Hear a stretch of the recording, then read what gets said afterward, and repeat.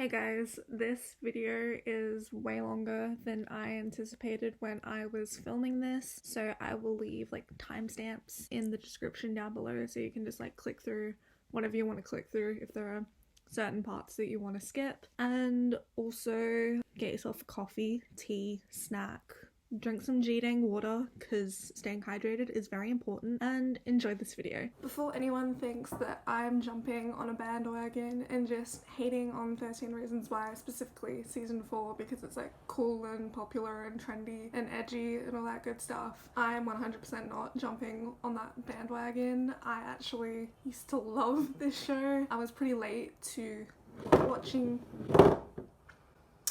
My pop funkers just fell off.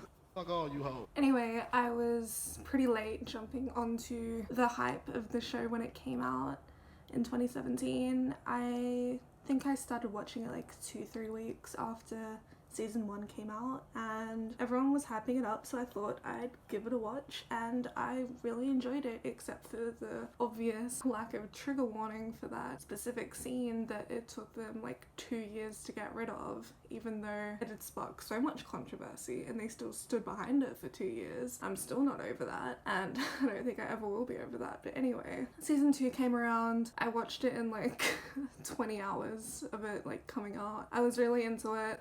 Looking back, it wasn't a great season, but I enjoyed it at the time. I had a great viewing experience. Similar thing with season 3. Watching the last few episodes was the only time I've ever done an all-nighter, like a proper all-nighter, and I don't regret it at all. Season 3 is still my favorite season. It was the only season that wasn't problematic, in my opinion, that didn't have shock value for the sake of shock value, and I'll talk about why I specifically hated it this season, but I feel like everyone's already spoken about it, but I'm still mad about it. And then season 4 came around and I was so excited. Like, I was virtually counting down the days, and it was specifically like a reward for me because my final assignment for university was due on the same day that season 4 was meant to come out, and did come out. So I submitted my assignment in the morning, and then I thought, okay, I'll just wait until it comes out, because it comes out, like, it came out like 5 p.m.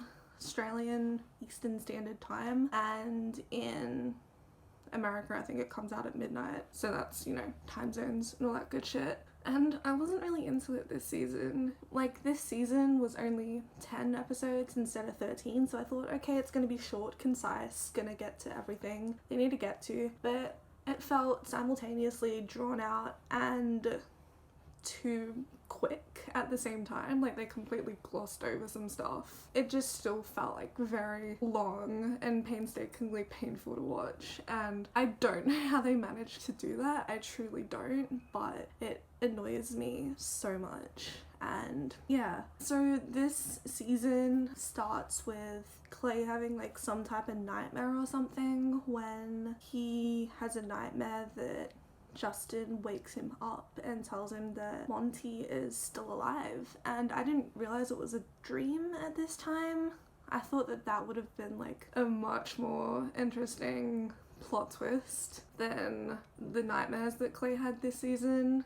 I just think would have been much more interesting than a storyline of people trying to come for this group of people, trying to figure out who actually killed Bryce, for it all to just fizzle into nothing, which I'll also get into later. I think how I'm gonna structure this is I'm gonna talk about like characters and like character relationships, like just touch on them a little bit, and then I'm gonna talk about like pivotal scenes in my opinion. Maybe they're not important to me but are important to you, and maybe there are specific points that I don't touch on because I don't think they're super relevant to the story, but you might think they're super relevant because that's how subjective viewing works. I think that Clay's mental health storyline was grossly misused. Like, at the start of the season, we hear Clay doing these voiceovers, and my immediate thought is, oh thank God, he's going to therapy, like he has to be. And then we see him like physically in a therapy session, like couple episodes later, I'm like, thank God, like, yes, we are here for this, we're here for Clay getting help.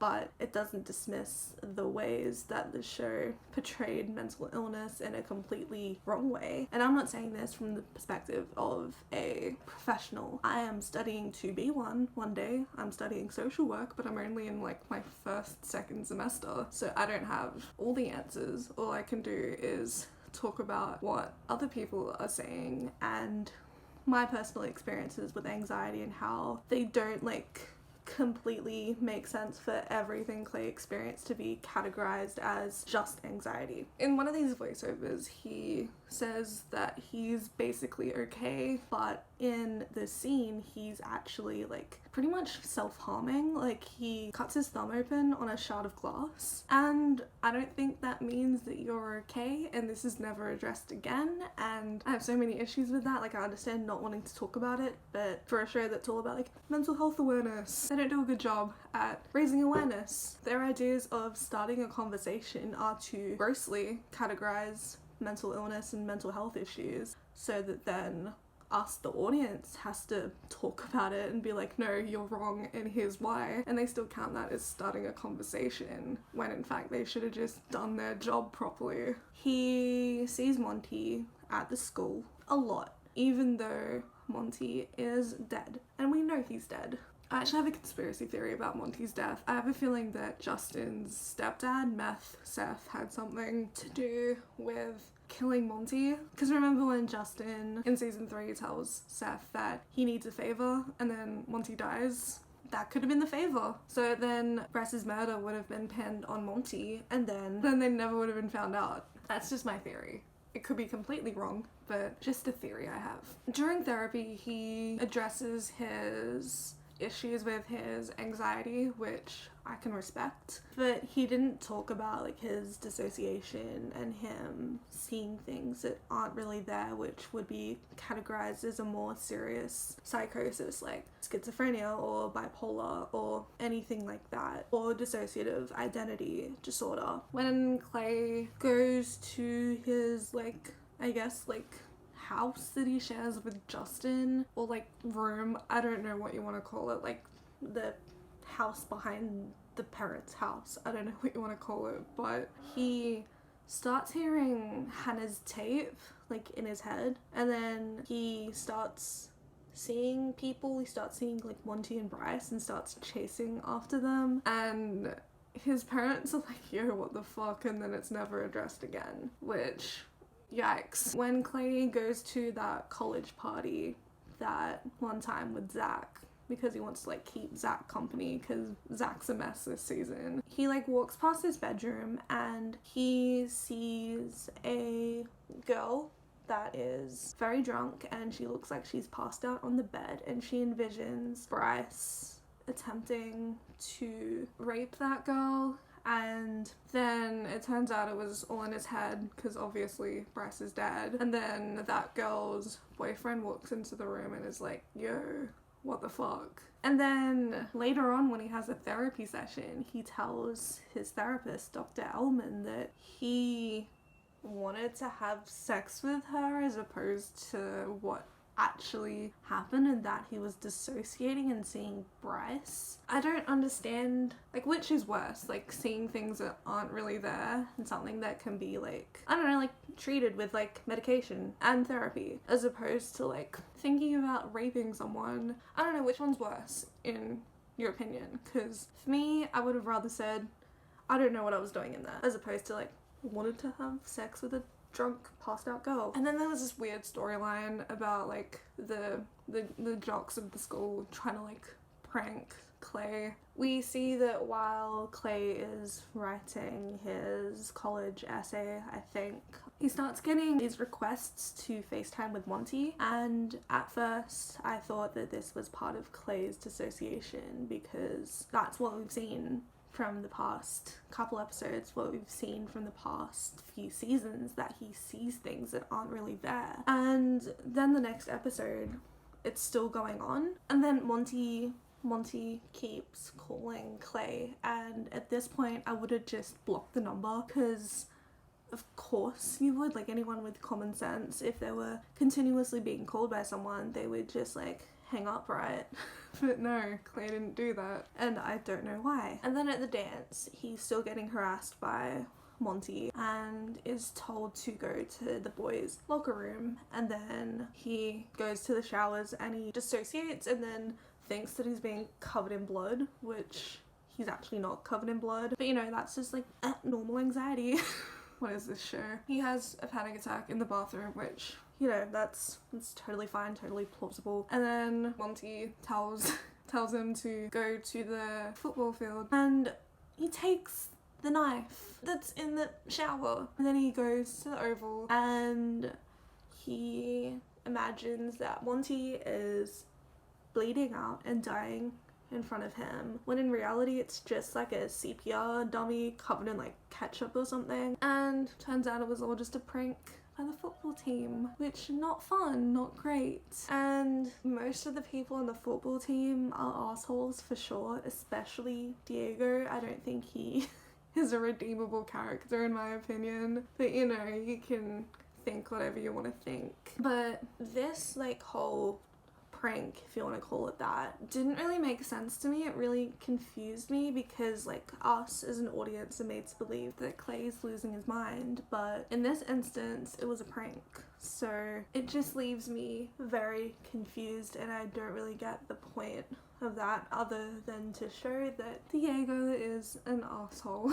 And then when the football team's walking away, Bryce also walks away and tells him, "Who's the monster now? People don't talk to you when they're dead. That's not how being dead works. When you're dead, you're dead." And then he walked back to the dance, but he was covered in blood still and was still holding a knife. Like, why? This isn't like just anxiety. This is clearly some other deeper psychosis. But you know, whatever. Dr. Ellman is great, especially for Clay. His advice on dealing with anxiety and panic attacks is great. Something that I use. Kind of have to like look it in the eye and like confront it, and it's actually helpful. And it kind of reminds me of Bill Hader, like one of my favorite like celebrities of all time, like talking about his anxiety and how you kind of like have to make it your friend and like put your arm around it and be like, "Hey buddy," instead of just like trying to push it away, because that's when it gets worse. And I have a lot of love and respect for Bill Hader, and that's definitely one of the reasons why. And then like Clay wakes up one night when Justin's coming home, and Clay's like in some sort of like dissociative state. His character this season kind of weirdly reminded me of like a combination between like Dark Betty and then like Norman Bates from Bates Motel. Like that's the kind of vibe I was getting. I don't know if that's what they were going for, but it felt very Riverdale and very like, you know, like Norman Bates dark. And in my personal opinion, I feel like it could have got to a point where like Clay killed someone, but whatever. He wakes up and he asks Justin if he remembers if like they ever went to see Monty, which no they didn't because that was a dream. And then he like wakes up, I guess, as though from like a deep sleep, and he's like, "Yo, Justin, where you been, dude?" I can't remember where I was up to because I had to go to work because I suck at time management, and I'm probably not going to get all this done before the sun goes down, so it's going to be like 5 different recordings of me because I've not bothered to like start all over again. But I'm wearing the same jumper because continuity. Clay's anxiety doesn't make sense to me in the context that he beats the shit out of at least one person pretty much every single episode, and I'm only talking about my experience, but for me, if I have anxiety about something, I'm not gonna fight people. I'm probably gonna like turn away and avoid the situation as much as possible because yikes, I'm not dealing with that. And then a couple episodes later, there was that friggin' school shooting drill, which I'm gonna talk about later. But anyway, Clay has like a full-on mental breakdown and he's admitted to the psych ward or the psych hospital, mental hospital, whatever you want to call it. And I was so relieved because like I finally like thought that this show was actually gonna take his obvious psychosis seriously. Then my man's he shot himself so then he could escape and didn't even like wash himself afterwards. My boy's stinky. And then after he escapes, he ends up on the pier and he is talking to himself. Then he ends up at Dr. Ellman's office in the middle of the night. I assume it's some sort of like home office or something, because like he found Dr. Ellman at his home. So unless this show sucks, I'm not gonna finish that. This show sucks. Remember that scene where like he's looking into the mirror and then like that freaky smile comes back and it's like that weird smile? That was the scariest thing I've ever seen in my entire life. That smile?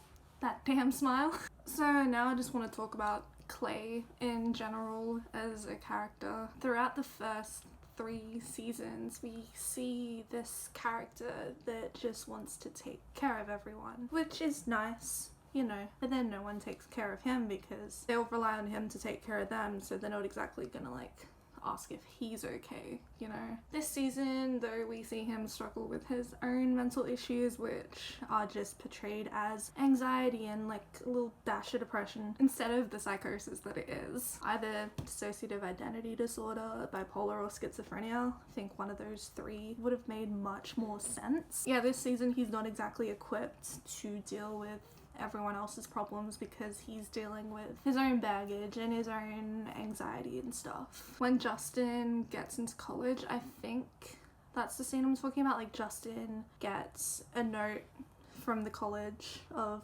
someplace, I don't know. Justin gets accepted, yay, we love that for my boy, and Clay doesn't get a letter. And then he says, at least my parents have one son with a future.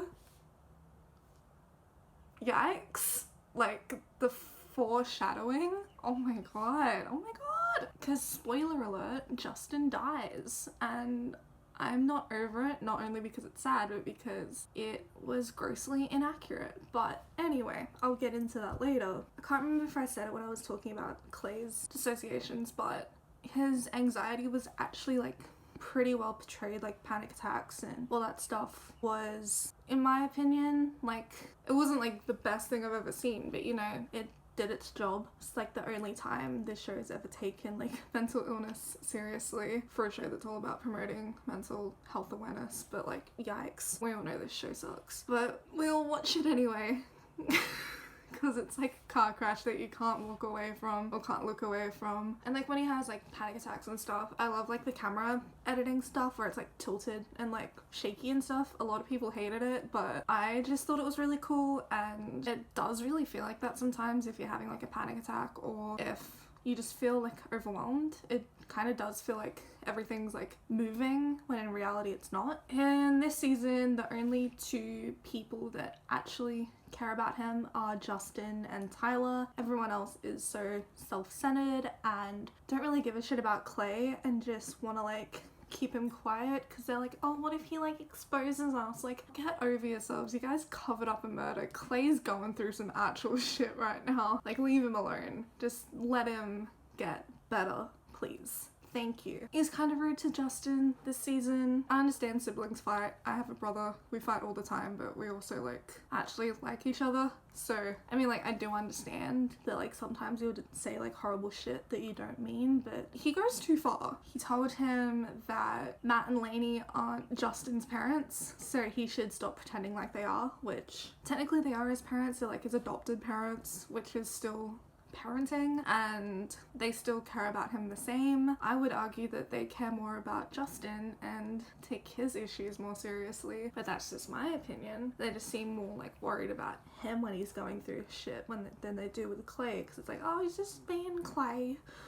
Oh, what was that voice? I'm so sorry. He also brought up Justin shooting up heroin when he was homeless. You kind of had to do that. Like, I feel like if I was homeless, I would turn to drugs, because as if you want to experience the reality around you when you don't have a place to live. Also, Justin like came back from rehab this season and he's trying to do better. Like, yes, he does relapse, but that's just because a lot of reasons. Like, his mum died, like his birth mum died. He broke up with Jess because he had to like focus on himself, and Clay's being a little bitch to him. And also Clay's not exactly in the right mental space to deal with Justin's problems as well as his own, and Justin respects that. My boy, my king, love him. This season his anger was kind of cringy. I feel like it is in every season though. Like, after that school shooter drill, he yells at the principal and the guards for like hosting an active shooter drill, which is completely warranted and completely understandable. Like, don't traumatize kids on purpose like that. I understand being traumatized by that, but he took an officer's gun and then starts waving it around and was very cringily like, I've got your gun. I love Dylan Minnette. His acting was superb this season and every season. Same jumper, different day. What's up? I think what I was up to was I just spoke about the I've got your gun scene.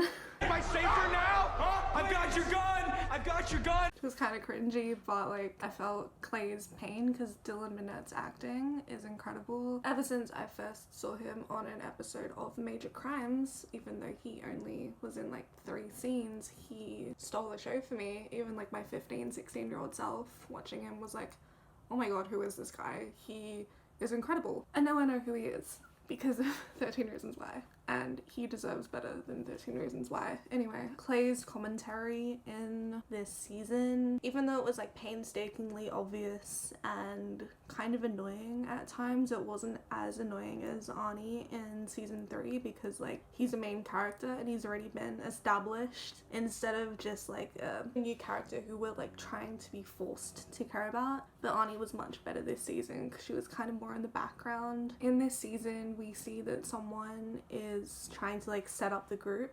by like vandalizing the school, saying that Monty was framed, destroying the cameras, torturing them at the school camp. And it turns out it was Clay all along, which I thought was a pretty cool plot twist because I didn't see it coming. And it kind of showed how far Clay's dissociation was because he wasn't aware that he did it until he was shown video evidence of him throwing like a Molotov cocktail inside Principal Bolton's car, which I don't understand how he didn't get arrested or anything. Like, he literally could have killed someone. So then Clay tells his friends that he was the one behind everything, and instead of them being sympathetic and asking him if he's okay and if there's anything they can do to help him, they just tell him that he's going to destroy them instead of being sympathetic and asking him if he's okay because he's clearly not in the right mental headspace.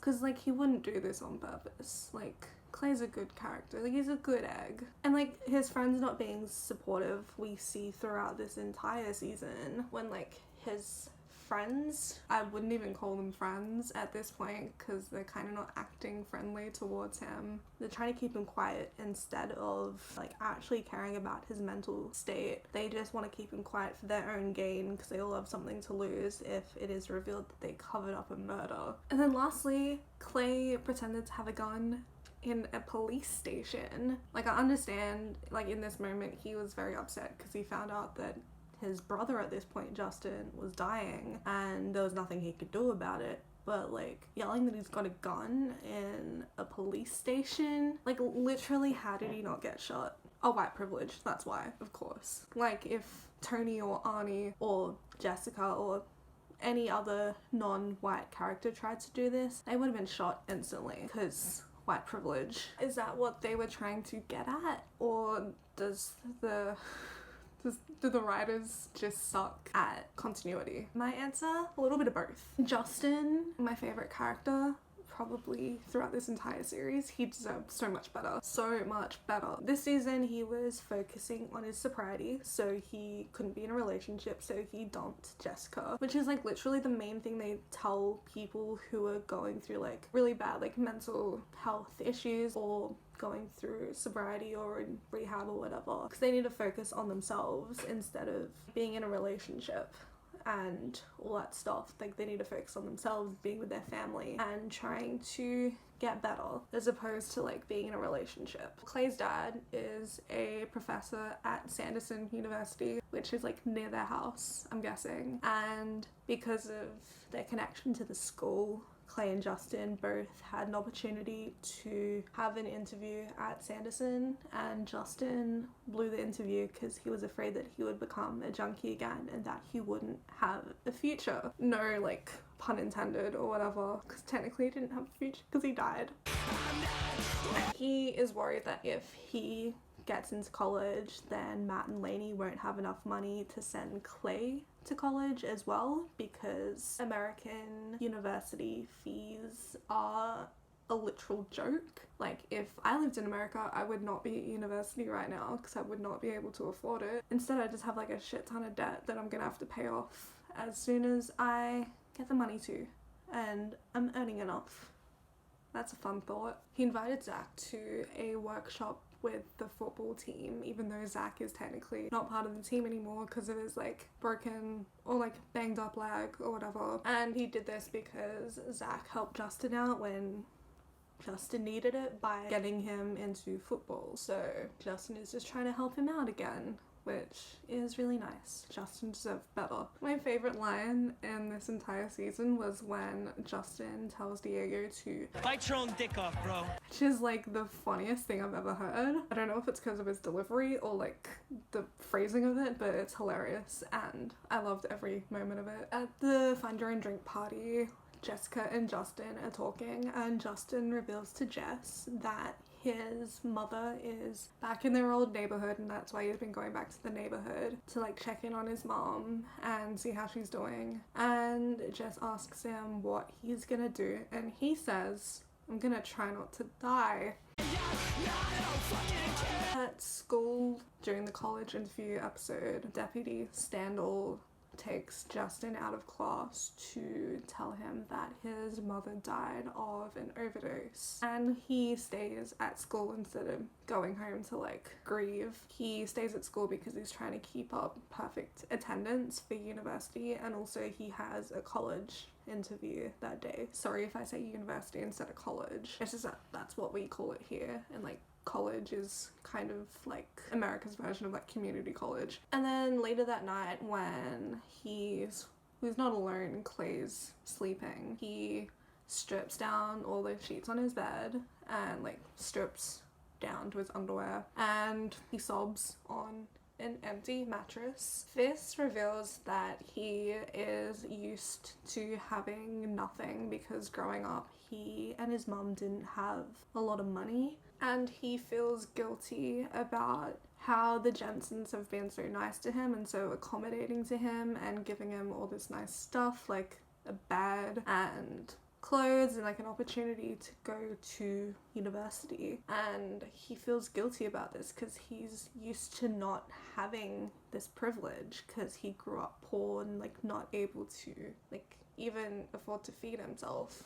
He was just always hungry. He could also be crying because of the lesions on his body. The most notable one was on his neck. I didn't notice the lesions during my first viewing of it, but he also has lesions. He has like one on his stomach and one on his back. So he's probably aware that his drug addiction is going to catch up with him and kill him, even though it is medically impossible for AIDS to kill you as quickly as it did in this show. But anyway, shock value for no reason, am I right? Baby boy Justin gets into college, can't remember which one, but he gets into I'm guessing a decent or good school. I don't know much about American culture and American college to give you that information, but he gets into college nonetheless, and I am so proud of him. But then he relapses after his mum dies, and this is most notably seen when he's in an alleyway. I don't know where the alley is, but he got fired from Monet's, the coffee shop where all the kids go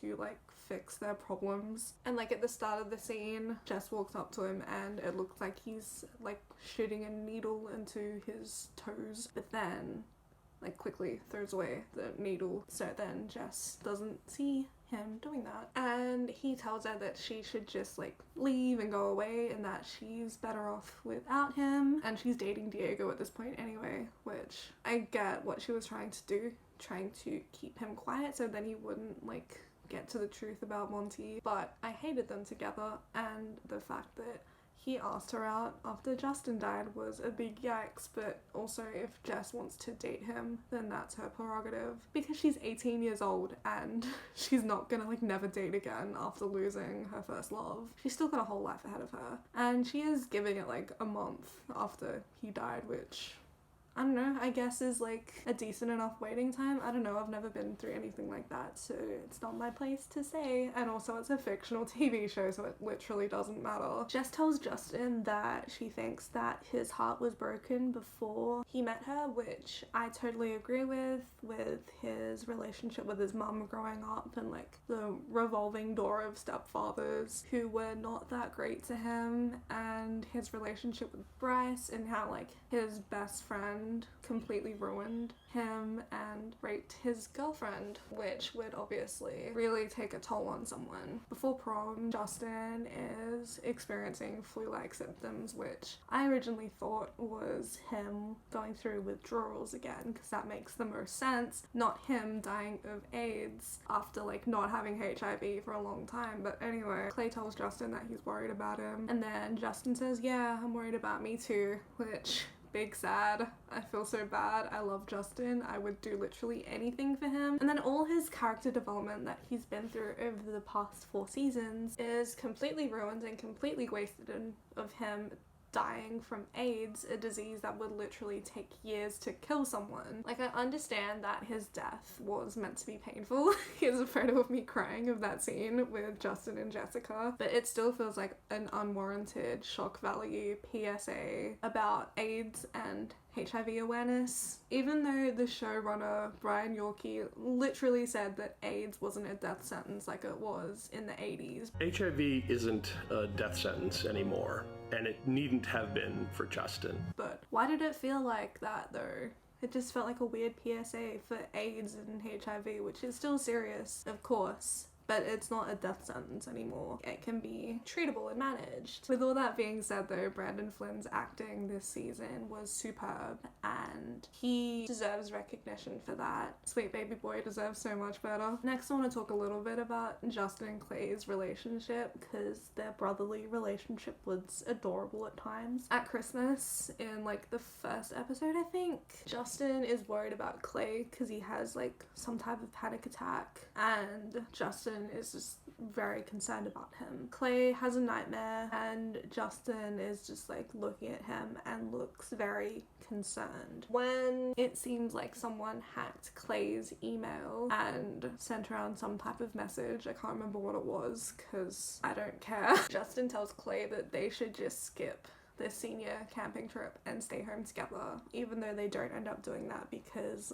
Lainey, Clay's mom, is a chaperone, so they can't exactly stay home. When Clay is finally admitted into the psych ward, which is where he should have stayed, in my personal opinion, but anyway, Justin is genuinely concerned about him. There was like a very, very small moment which I thought was adorable. When Clay escapes the psych ward and ends up at Dr. Ellman's office, Matt and Lainey ask Clay if he wants to sleep in the house tonight. Then Clay asks if Justin is home and they say yes, and Clay says then he'll be fine, which I think is really sweet and just shows how close they are and how close their bond is, which is adorable. When Justin was dying of AIDS, will you hold my hand, bro?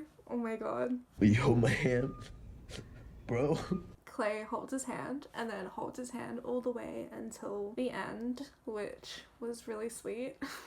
One thing I did have a slight issue with was that he never told Justin he was sorry for being really shitty and like telling him that, well, at least I'm not shooting up heroin in an alleyway in Oakland, and is like telling him that Matt and Lainey aren't his parents, so he should stop pretending like they are, which is very rude and disrespectful. I was honestly waiting for him to apologize in that scene with them in the hospital. Like, maybe it didn't all matter in the end because they were both brothers and they loved each other. Probably would have been a similar thing if like my brother was going through something like that. I feel like any like bad blood we ever had in the past would have been like, it wouldn't have mattered because we just both would have like cared about each other, and vice versa, you know what I mean? Zach's character, Zach was like the sweetest boy throughout like the first 3 seasons. He was like the moral compass of the show, but his character was completely ruined this season. They turned him into a drunk, which some people are saying he's like season 1 Jessica, and I honestly agree. Zach feels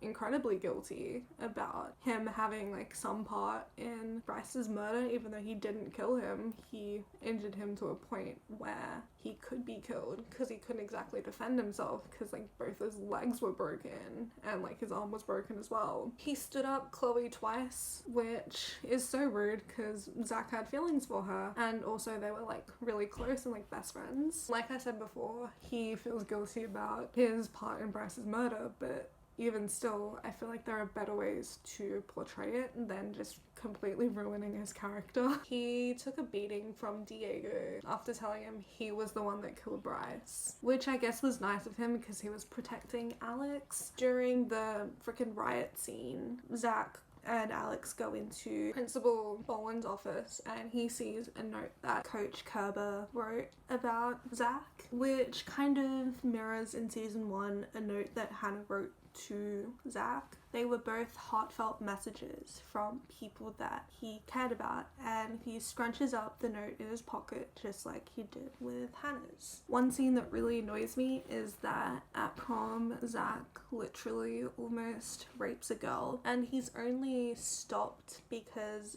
Charlie and Alex stop him and help the girl out and get her some coffee and like try and sober her up because she is very drunk. And this is literally never brought up again. Why? His friendship with Alex this season was kind of adorable. Like on the rooftop in the first episode, I think, Alex kisses Zach, and instead of being like grossed out and being like ew, like he takes it pretty well and is like, I love you, but like not that way, like I like our friendship, let's keep it that way. Like that's the Zach that we all know and that we all love, but that's not there during the rest of the season, which really annoyed me because he was like one of the only good characters. Like I said, he was the moral compass. Next we got Charlie, aka the sweetest boy this season. He was just adorable. In the first episode, he stood up for Estela, who is Monty's sister, when all the other jocks want her to wear his jersey at school, but she doesn't want to do that, and Charlie's like, yo, like leave her alone. He's like the only good jock apart from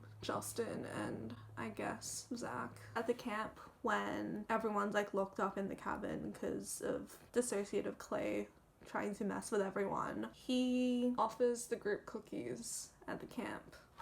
Weed cookies. He goes to the Valentine's Day dance with Jess, even though she scares her, and she was so rude to him during the dance when he was literally doing her a favor, which like yikes, like Jess, I love you, but goddamn, be nicer. He does research on TBIs, which I think is short for traumatic brain injuries, in case Alex was ever in a situation when he needed it, and that did happen during the active shooter drill. Also, Charlie coming out as bisexual to his dad in like the second last episode was really adorable because as a fellow bisexual, I've never seen like a good coming out story where like it was taken well. The only other bi coming out story that I can remember is Rosa coming out to her parents, and that didn't really go well. It was still important to talk about, but it's just refreshing to see, you know, like a queer coming out story that ends up going well. When Justin is in the hospital, Charlie gives him a massive panda. Charlie's dad is also adorable. God bless him. He looks familiar, but I can't place him. Just found out where I placed him from. He was on this TV show called The Family, which only aired for a season, which is complete bullshit because it was a really good show. But I just realized he was on that, and that's where I remember him from, but I couldn't place him for the longest time because I haven't watched that show for like 3 years. So I now finally know where I know him from. Just to make him smile in the hospital, and also names the panda Tiger. Go Tigers. The only time I ever kind of disagreed with Charlie was when he was yelling at Zach because Zach didn't want to go in the hospital because he watched his dad die in that hospital like 2 years ago when he was like 16, 17, and like I understand that he was mad because he didn't want to visit Justin when Justin needed him, but watching someone die in a hospital 2 years ago is still kind of recent, and if I was in that situation, I don't know if I could have done it. So like I kind of disagree with him, and he was explaining that like he took his mum home from that hospital so then she could die in her own bed, but that was like longer ago, so I don't know if those situations are the same, but I kind of disagreed with him in that moment. But other than that, he is a certified 10 out of 10 sweet boy, and I would die for him. Let's talk about the wasted characters this season of Diego, Estela, and Winston. Winston's plot twist of moving to Liberty was weak as fuck, especially when we understand that at the end he decided to not go to the police after all because, well, Alex was the first boy he ever loved, even though he committed a crime.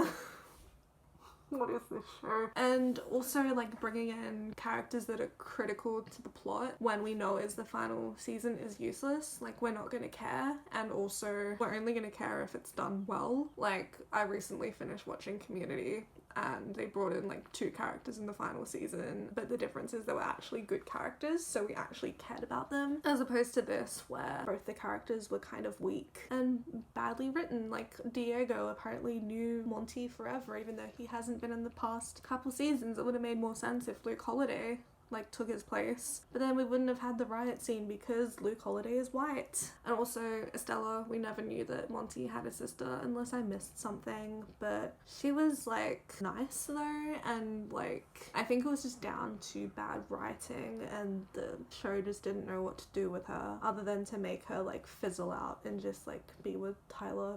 Because after she started falling for Tyler, she kind of stopped caring about like who set up my brother. I think I've already kind of touched on it, but they all like stopped trying to figure out who set up Monty because they all start dating like one of the people in the group, like Estela and Tyler, Diego and Jess and Winston and Alex, and then they all stop caring because they're like, ooh woo, I'm in love, and logic doesn't make sense when you're in love. Ooh woo. So sorry, that was so annoying. Yeah, they were just all wasted characters, and I feel like if the writing was better, they could have done something more interesting, because when I was first watching it, I was like, ooh, what are they gonna do? And with like the funeral scene at the start, I was like, ooh, like my theory was that like they like killed off Winston because he was getting too close to the truth, but oh well. A little bit about Jess. I mostly liked her this season, but there were like 3 points I have written here where, no, actually 2, but because I've already spoken about her and Charlie. Hey, I just thought of another point about Jess. She complains all the time about never having a date for prom or like the dances or anything, but she's kind of rude to all the men. Like, sis, no one's gonna want to ask you out if you're rude to literally every single guy. She was an asshole to Justin this season. Like, Justin, like after the graffiti is revealed at the school and people are freaking out about it, mainly the group, Justin tries to check in on Jess because he tries to be sympathetic with her and tries to be like, oh, like I know trauma can like bring up bad memories, and then she's like, you let me get raped, even though that's not how it works. But anyway. And also Justin is a victim of sexual assault, which was discussed in season 3. And I feel like Jess seems to forget that because she tries to tell him that like he doesn't understand her trauma when he kind of does, because he's been through it as well. And in this instance, it just kind of feels like Justin didn't stop Bryce because like it brought up shit for him and how he felt when he was being abused. So try and have a little bit of sympathy. She also insinuates that Justin was trying to get with the tour guide at college, even though he was just trying to ask questions because he wanted to go to university and was genuinely interested. And he's just trying to care about his future and not trying to get with someone.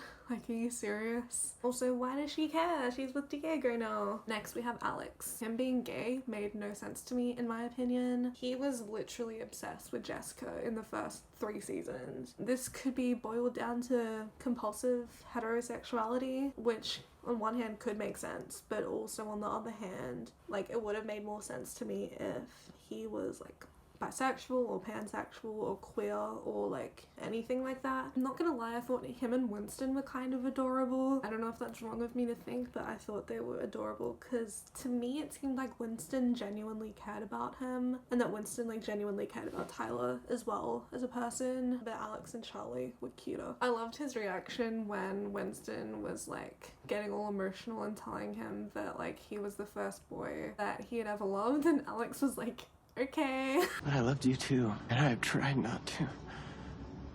But I still fucking do. Okay.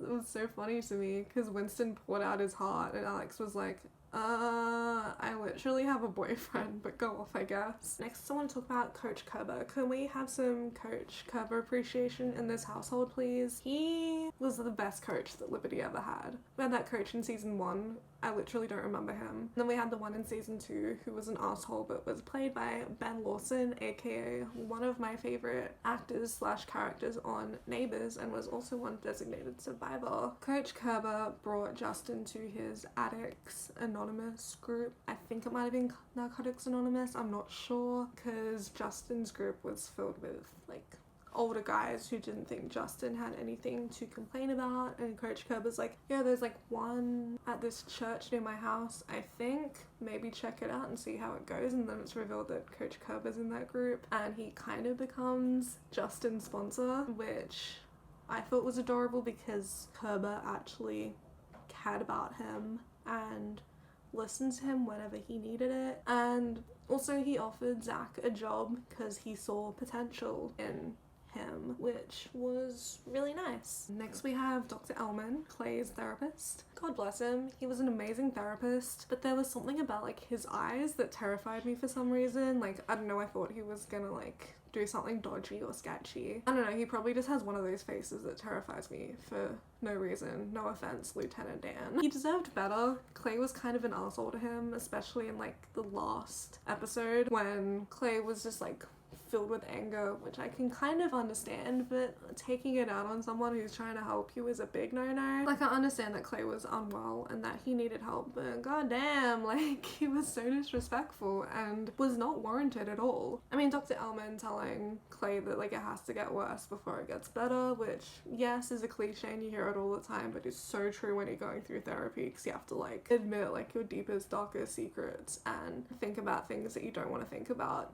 But then once they come to the surface and once you learn how to like deal with them, it gets a whole lot easier. Finally, Dr. Ellman talking to Clay about how he was a troubled kid himself that had a teacher who saw potential in him and believed in him, mirrors Coach Kerba seeing something in Zach, even though he was a drunken mess this season. Little thing, I want to talk about the parents. Spying on their kids' laptops and tracking them should be like some type of illegal, but you know, go off, I guess. What is this show? And also, I feel like Clay's parents, Matt and Lainey, care more about Justin than they do about Clay. Justin tells him that he's using it again and they just seem like so disappointed and worried and concerned, and Clay tells them that he's been like dissociating and seeing shit that's not really there, and like he can't remember stuff that he's done, like setting the principal's car on fire, which he should have been like some type of jailed for, but whatever, I guess. I feel like these are both pretty like level playing fields, like they're both serious issues, but when Clay told his parents about all that, they were just like, oh, okay. But then when Justin told them about him relapsing, they were like, oh my god, my poor sweet baby, what can I do to help? Oh, poor thing. Next I want to talk about Clay and Tony. I feel like this show forgets that they're meant to be best friends, because like they hardly talk, and then when they talk they're like, yo, like best bud, haven't spoken to you in ages, how's it been? I just feel like this show forgets that they're meant to be best friends. In like the final scene of this show, which I think is adorable in my opinion, Tony drives around with Clay because they're going to Tony's university in Nevada, I think, Louisiana, somewhere. This kind of mirrors season 1 when Tony would drive Clay around so then he could listen to the tapes. I think it was like a minute of them just like driving around in silence, which I thought was neat because it showed that like their friendship was strong enough that they didn't need to fill the silence with, you know, like small talk and conversation and stuff. They were just content being in each other's company, which is nice, but I wish we saw more of their friendship because I feel like the show just forgets that they're like meant to be friends because they never talk. Now I'm gonna start talking about like scenes that I either agreed with, disagreed with, had issues with, whatever. First is the car crash, where Clay was driving the car, dissociates, and crashes, literally drives off the cliff. Literally, what was the point of this scene? I feel like there were a couple moments where like episodes would end in a cliffhanger and it would just like fizzle out into nothing. It was like a 30-foot cliff, and like everyone's literally fine. Like, Clay has no injuries, and Zach has like a dinged up arm, and his arm's like in a sling, but then it's never in a sling again after that episode, which, you know, go off, I guess. No one had any hardcore injuries, even though the car was like flipped and everything. Literally, what was the point? Then we had the active shooter drill, which was bad for so many reasons. Like, people's phones aren't on silent, so like when they're texting people and like sending each other messages, the keyboard is like making like the tippy tappy noises, which, you know, if there was an actual shooter in the school, they would have heard that and then they would be dead. During the drill, Tyler is in the bathroom, which is literally the last place he wants to be, because that was the place where Monty sexually assaulted him. Jess is on the phone to her mom, just talking to her, pretty much saying goodbye to her, while there are literal gunshots going off in the background, which ended up being blanks that were being shot by the police. And then Clay is trapped in a room all alone with Ghost Monty and Ghost Bryce. And then he leaves the classroom to try and save the shooter from hurting anyone, just to have the revelation that Clay was dissociating and holding a gun to himself. It's no surprise to me, I am my own worst enemy. Principal Boland then finds Clay in the hallway all alone and drags him into his office just to reveal to him that it was all a drill. And like I touched on before, Clay is obviously mad and kind of has a mental breakdown, which is warranted in that kind of context, but Clay's mental issues were more than just that drill. Like, the drill probably set him off for sure, but there was much more to it, and it feels like the show forgot that. Also, after the episode, Tyler's like wrapped in a yellow blanket, which I don't really understand why. Maybe it's because he's like traumatized, which is understandable, but there was someone on Reddit that was high while they were watching that episode and they thought he was wearing a banana costume. I'm a banana! Next, a small thing, the college interviews, they were more like therapy sessions. Like, the kids are like talking about their feelings and friendships, and the poor college recruiters are just so confused. They're like, yo, we just want to know if you're interested in college or not. And everyone's like talking about friendship and their feelings, and this is not what these recruiters signed up for. They're just like, yo, are you smart or not? There was also a gun down where it just fizzled into nothing. So in this scene, Tyler is buying guns off of someone who I'm gonna call Brad, because Brad is a jerk name. No offense to anyone named Brad, but also kind of offense because most of y'all are jerks. Clay and Tony try to stop Tyler buying guns from Brad, and then when the cops show up, Brad is holding a gun to Tyler's head and then points it at Clay, then points it at Clay, and then the screen fades to black and we hear a gunshot going off. So you think, who got shot?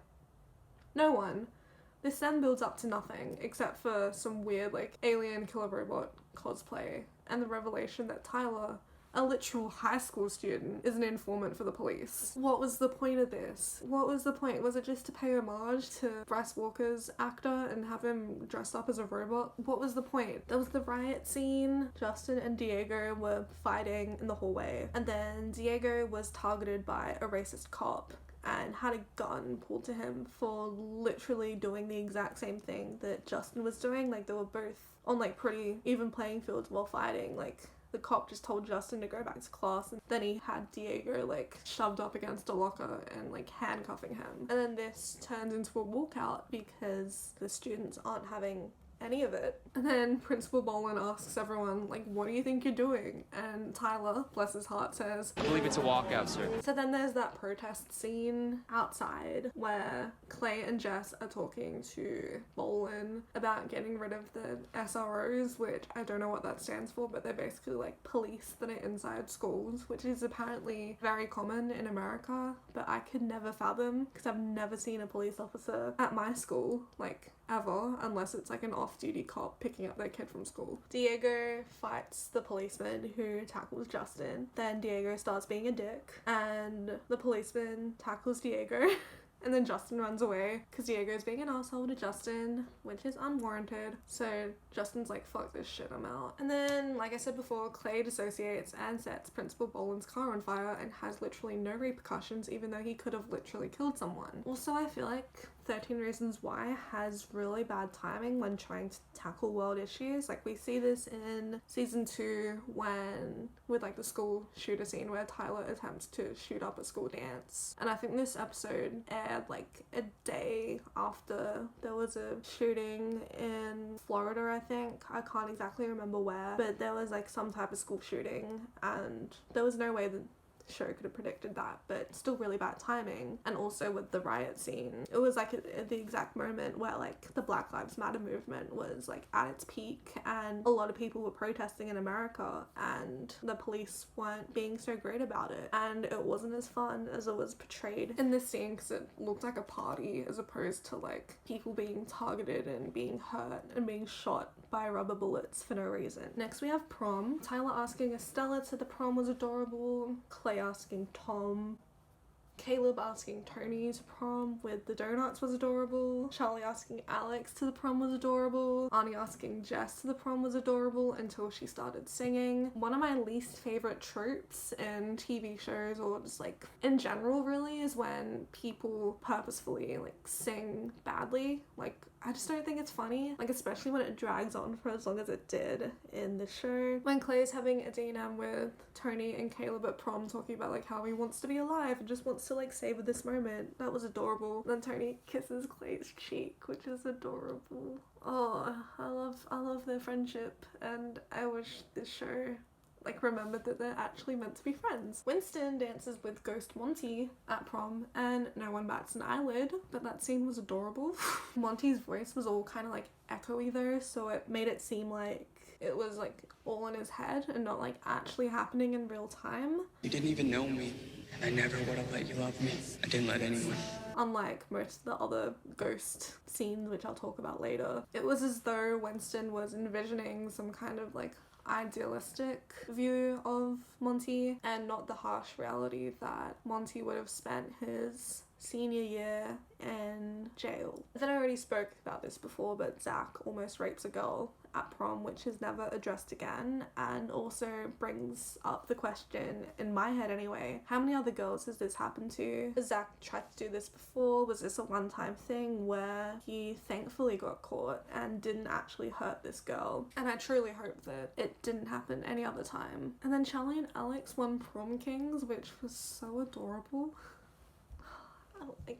I think they're adorable together. I'm sorry, I can't help it. I love the gays. Oh, gays. Justin at prom was so adorable. When Justin showed up, why did everyone part like Moses in the Red Sea? Like, I thought everyone hated Justin and Jess together because of that whole bullshit, like, he let Jess get raped mentality. Clay asking his mom to dance at prom was adorable. When they were dancing, Jess was grinding on Justin, which would have been highly frowned upon at my school, and I don't know why anyone didn't say anything during that, because why am I going to question anything that the school does? The school's a shit show. Maybe it's just because I went to a religious school and like there was a whole meme at our school where it's like Bible like the part at all times, like it dances and stuff. And then it ends with Justin collapsing, and at that moment I was like, holy shit, he's gonna die. But then I also thought it was a fake out because I wanted Clay to die, which sounds horrible, but just hear me out. I think it would have been better if Clay died, in my opinion, because it would have mirrored season 1, how Hannah's suicide was kind of like a surprise to everyone, I guess, because they didn't understand that she was hurting, and like the whole message in that season was that like actions have consequences and mental health needs to be taken more seriously. And I feel like with Clay, it would have brought that up again, like if he either, I don't know, like committed suicide or got killed because of his dissociation or got shot by the police during the active shooter drill, but then there wouldn't have been a suspense about it, or got shot at the police station when he's like, I've got a gun, and then Justin ends up being fine miraculously because plot. That would have been better, in my opinion, than killing off the character for no reason and making it medically inaccurate, but like, whatever.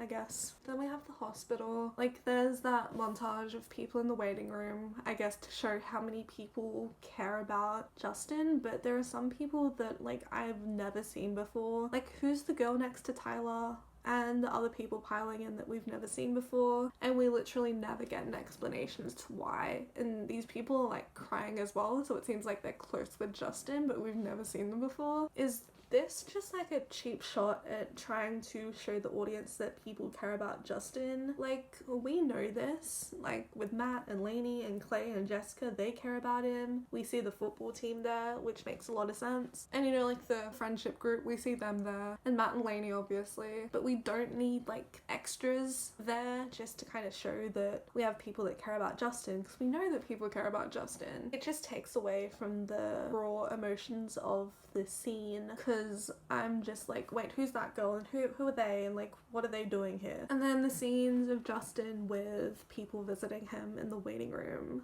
was sad. The one scene that really got to me was like Jessica and Justin, because they were meant to be endgame. And then we have graduation. Tony just seems so out of place at graduation. Like, he doesn't seem like a high schooler. Like, I keep forgetting that Tony's meant to be in a high school, because like most of the places we see him are like at the boxing ring or like at the garage and all that stuff, and whenever I see him at school I'm just like, wait. Which doesn't make sense, because literally the guy that played Monty is 33 years old. The guy that played Zach, he's 30 years old. And I think the guy that plays Tony is like 28 or something. So like, why does he seem more out of place than someone who's 5 years older than him? Clay mentions in his graduation speech that 5 people in his class had died, and like the entire audience forgets about Jeff and the car accident that happened in season 1. Remember in season 1 when everyone was like, Jeff, my sweet baby boy, he deserves so much better, even though he was only in like 3 scenes and didn't really do anything, but his sweet baby boy deserves better. And then in season 4 they're like, wait, literally who's the 5th person? Because it's like Hannah, Justin, Monty, Bryce, and then they're like, literally who's the 5th person? What happened to sweet baby boy Angel? Because he literally had no storyline. And then Clay said he suffers from anxiety and depression, and I'm just like, honey, I think it's more than that, but okay. I mean, I like him that he mentioned that to kind of destigmatize mental health, but also his diagnosis was grossly miscategorized, and I think like most of the audience, if not all the audience, completely agrees. Like, the camera work in the auditorium afterwards was so nice. It was just like a continuous shot for maybe like 30 seconds, getting a glimpse at all the characters, like even Courtney and Ryan and like Tony and everyone. I just thought it was really nice, and it didn't feel show-offy. Remember when Clay said that he doesn't see ghosts? I feel like that should have been replaced by Brian Yorkie, the showrunner, just like staring into the camera, being like, hey, Clay doesn't see ghosts. We just don't know how to do a good job of portraying what's going on inside of Clay's head. He also says that he doesn't see ghosts while talking to Ghost Justin. Also, how does no one else notice that he's literally talking to no one? Does this mean that Jess doesn't actually see ghosts either, because she talks to Ghost Bryce when they're burying Hannah's tapes? And how did no one notice when she's wandering off and literally talking to no one? And then he also calls Justin a ghost in that same scene. Like, why?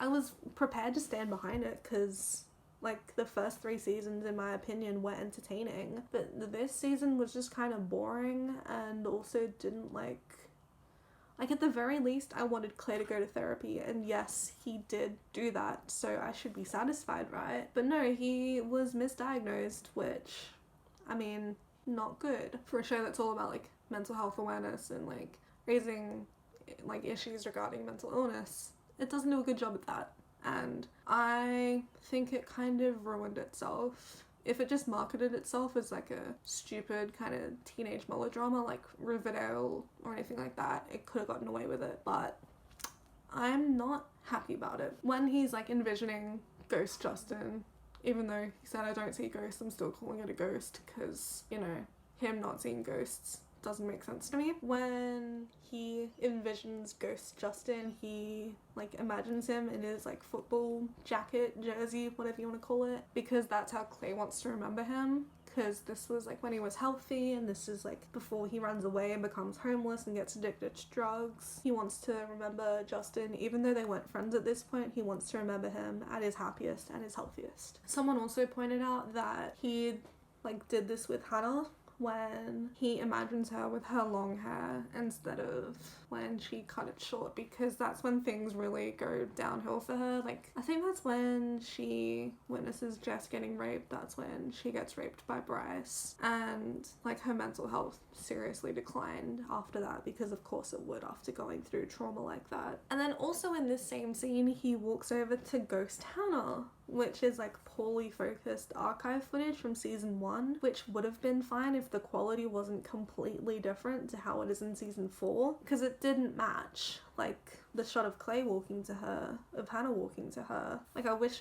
they brought Catherine Langford back just to pay homage to that a little bit better. The only thing that stops him from walking over to her ghost is a girl calling out to Clay and having a conversation with him and asking him out, which, adorable, sure, whatever, but I don't think he's quite in the mental headspace to be dating anyone. This girl's name is Heidi, and Clay gives Heidi his email, which made no type of sense to me, because like, what teenager uses email? Like, I don't even use email. Like, I only use it in like professional settings, like for university. Teenagers mostly like text or use Facebook Messenger. Like, it wasn't until I was scrolling through Reddit after I watched season 4 when I realized that people could email this account and ask them questions about the show. But then they shut it down a few days after the season came out because people sending hate towards his account. One concept I want to touch on is either you're gay or you see a ghost this season. Jess sees Ghost Bryce after she burns his tape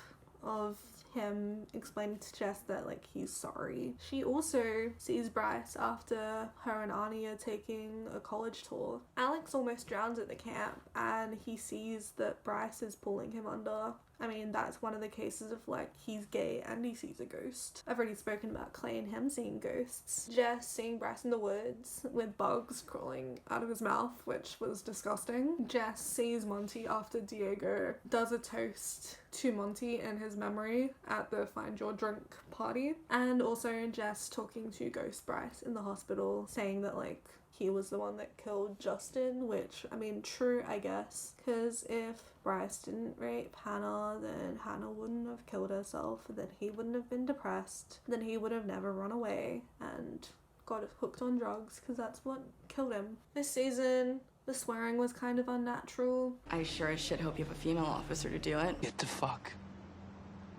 out of here. Ryan freaking Shaver, for fuck's sake. Literally everyone swears, even like the professional adults. Like Dr. Ellman in therapy talking to Clay and saying like, isn't it fucking scary that you don't remember? When Clay says, anxiety is a motherfucker, like even saying that doesn't sound right. When Justin and Clay are in the woods and Justin becomes missing, Clay's like, Justin, come the fuck on, which sounds like some sort of like sexual metaphor, but it's not. Even the dean swears. Like, it's not unnatural, but it's like, why is everyone swearing? Like when the dean tells Zach, well, come and see me if you decide to give a shit, which, you know, pretty sure it's some type of immoral to talk to children like that, but like literally whatever. And then we have the soundtrack. The soundtrack was probably the best this season in my opinion. My personal favourites are I'll Come To by James Blake. When Clay and Arnie are dancing to this song at the Valentine's dance, that's like the only time I liked them together as a couple, because they had no chemistry this season. They were better as friends. My Body by Young Giant when Clay drives Zach's car off the cliff. The Good Side by Troye Sivan. That scene where Ghost Monty and Winston are dancing together. That scene kind of gets to me and I don't understand why.